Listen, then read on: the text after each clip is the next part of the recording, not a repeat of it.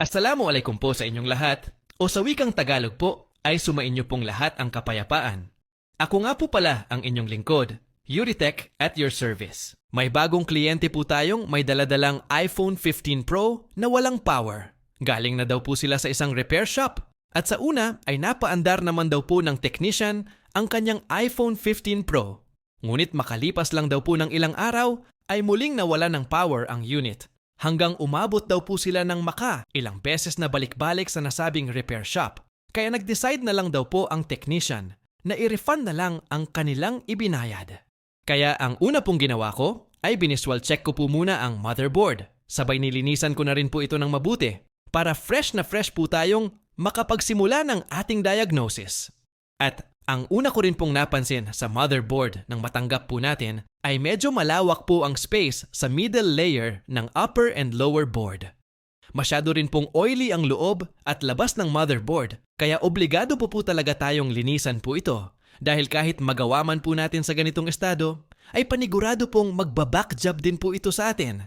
At bilang inyo pong lingkod ay labis ko pong iniiwasan ang gawang back job dahil pareho lang po tayong maaabala. Pero batid ko naman po na kahit gaano pa kahusay o kaingat ang isang technician ay may mga pagkakataon po talagang bumibisita si backjob.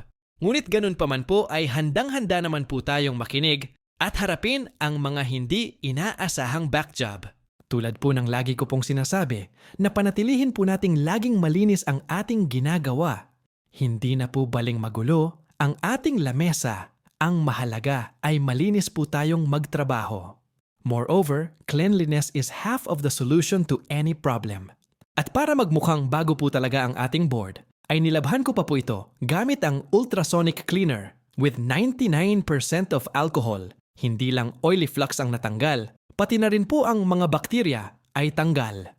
Then pagkatapos ko pong malinisan ng mabuti ang motherboard, ay ang sunod pong ginawa ko ay nireball ko naman po ang lower board. Just remember po na until this moment po, ay ang ginawa ko pa lang po ay visual checking, cleaning, and reballing pa lamang.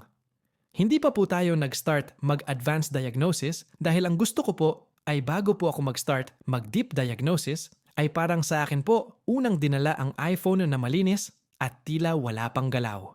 And to make that possible ay dapat maibalik ko po muna itong motherboard sa malinis na estado.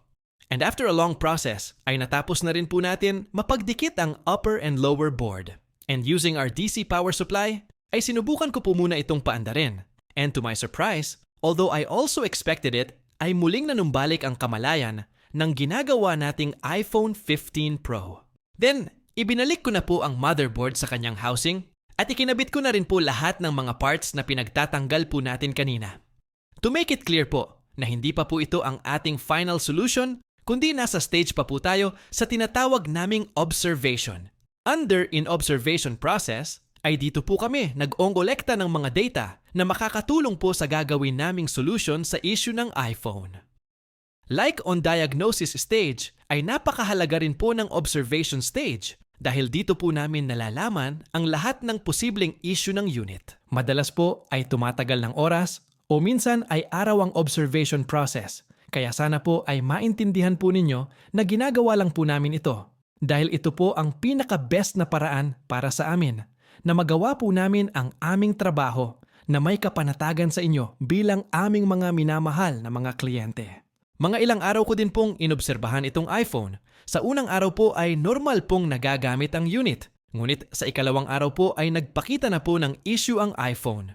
Kaya doon na rin po ako nag-start sa aking deep diagnosis. And to make the long story short, ay finally ay naayos po natin ang lahat ng issue ng iPhone. Kaya sinabihan ko na po ang may-ari na anytime pwede na po niyang i-pick up ang kanyang minamahal na telepono.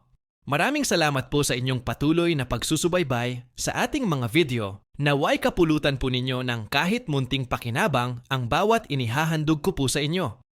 Muli, ito po ang inyong lingkod, Yuritech at your service.